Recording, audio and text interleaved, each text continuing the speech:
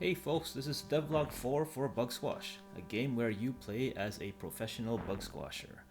Previous devlogs have been relatively short, typically under 2 minutes, and I wanted to experiment with a longer format this time around.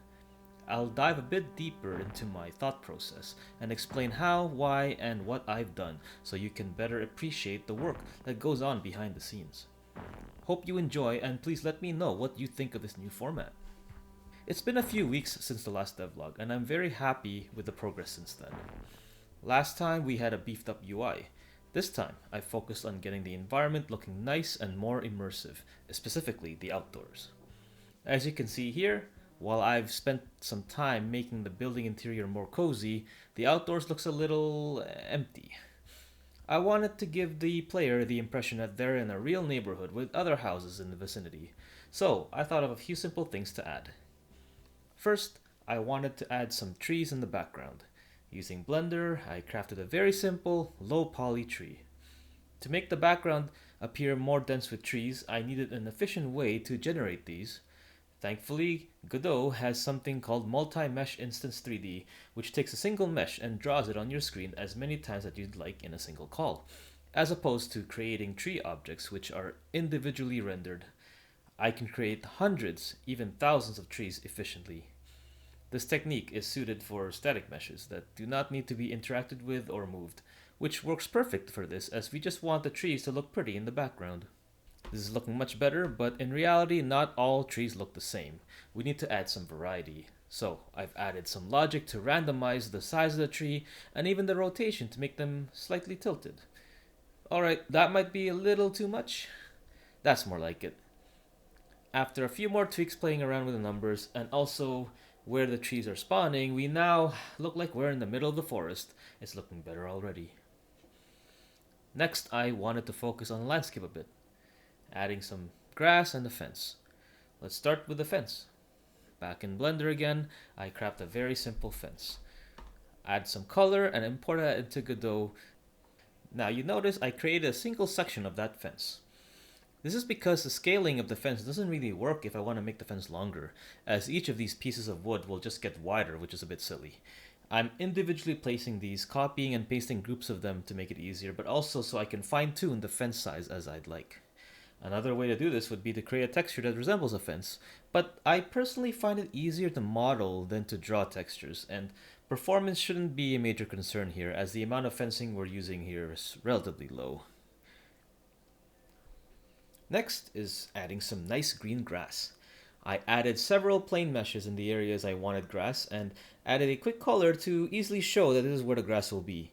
I wanted to add a bit of texture here, so I opened up Krita and started to figure out how to texture grass. This is my first time trying to create this type of texture, so as you can see, I struggled a bit to get the right look.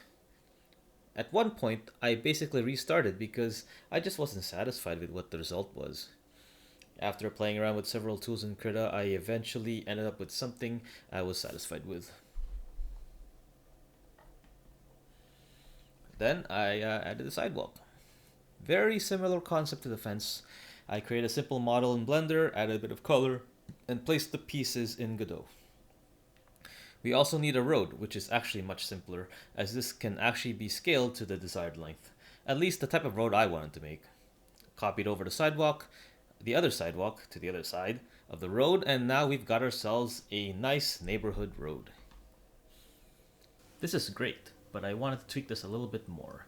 I added texture to the trees so they don't look too cartoony, and I also made sure that they aren't spawning on the road. So really the only biggest thing missing now are neighbors. I am working on a better way to add some variety with the properties you'll be bug squashing in, but for now I decided to pre-model some simple houses so we can at least get a better sense of how the environment will look in a neighborhood.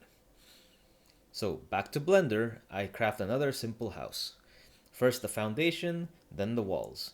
Add a roof and some window and door openings while adding the appropriate materials and fixing normals along the way. It's a relatively tedious process, but fun. Another thing I needed to do was manually add in doors, which I did not create as part of the model in Blender. Since this is an interactive object, it's better suited as a separate object that's placed in after.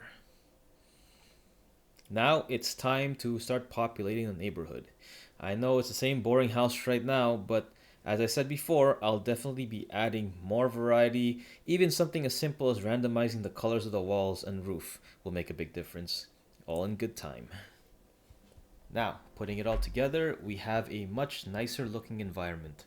And while it's not the main focus of the game, this is all part of the immersion that I want the player to experience.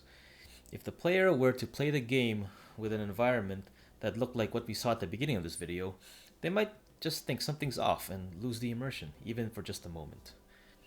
Even if the player stayed inside the house the entire time, looking outside the window and seeing bare land just doesn't feel right. Well, that's all I've got for this Devlog 4 for BugSquash. If you are interested, you can find BugSquash on Steam, where it is currently available for wishlist. This was a much longer format than I usually do, so please let me know what you think. Hope you enjoyed watching what goes on behind the scenes. We'll see you in the next devlog.